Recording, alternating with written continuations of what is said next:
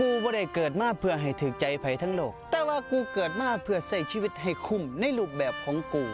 และกูก็บ่ได้เกิดมาเพื่อสะออนไผดีมากูก็ดีตอบไผซัวมากูก็ซัวตอบผู้ใดสั่งก็สร้างแมงแล้วงึดติบ่ได้หาข้าวให้กูแดกบ่ได้หาเงินให้กูใส่หากินไผกินมันตัว